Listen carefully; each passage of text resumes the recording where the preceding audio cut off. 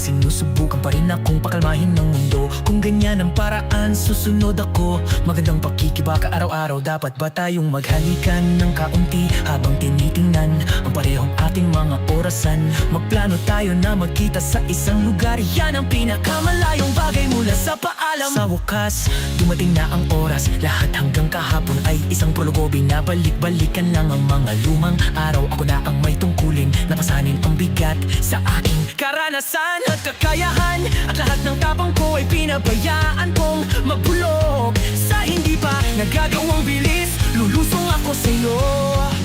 At nang nakatulog ako sa isang maligamgam na lata ng soda, nanggarap ako ng isang mundo na napakalayo. Mula rito na wala sa mapa, naghahanap sa labas ng bintana ng silid-aralan, o sa umaga ng tag-init na dinala mula sa tren ng commute.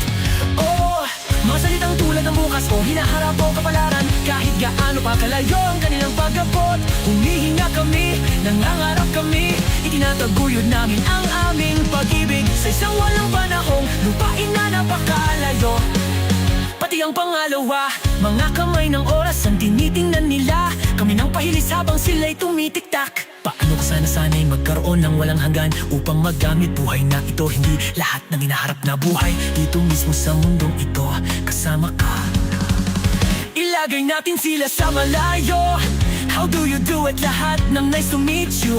At huminga sa loob ng 1,000 taong siklo sa isang araw. Gaano ko kinasusuklaman ang mundong walang buhay.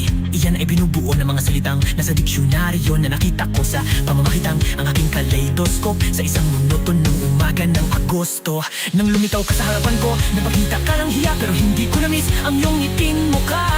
Parang kung ito ang aklat ralin ng mundong ito, kung paano mapangiti ang iyong mukha. Naghahanap ako ng incredible, ang kahulugan ng unbelievable. Kahit pag-asa sa mga trahedya, kung kasabay ito ng kilig. Pero noon ay nakatayo ka sa harap ng aking pinto, sa bawat braso sa iyong kamay na maaari kong hingin. O mga salitang tulad ng bukas o hinaharap o kamalaran. Kahit gaano pa kalayo ang kanilang pag-abot, mula tayo at mangarap, naglalaro tayo dito sa lugar na ito. Ano sa tingin mo?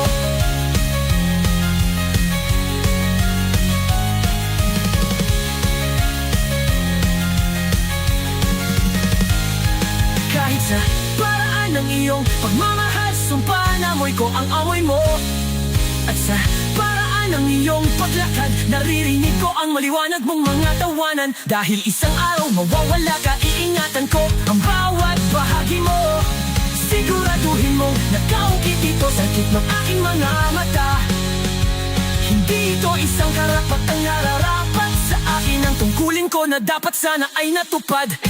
Mga salitang tulad ng bukas o hinaharap o kapalaran. Kahit gaano pa kalayo ang kanilang pag-abot, humihinga kami, nangangarap kami. Itinataguyod namin ang aming pag-ibig sa isang walang panahong lupating na mabahagi mo. Siguraduhin mong nakaukit ito sa likod ng aking mga mata. Hindi ito isang karapatang nararapat sa akin. Ang tungkulin ko na dapat sana ay natupad. Mga salitang tulad na bukas o hinaharap o kapalaran. Kahit gaano pa kalayo ang kanilang pag-abot,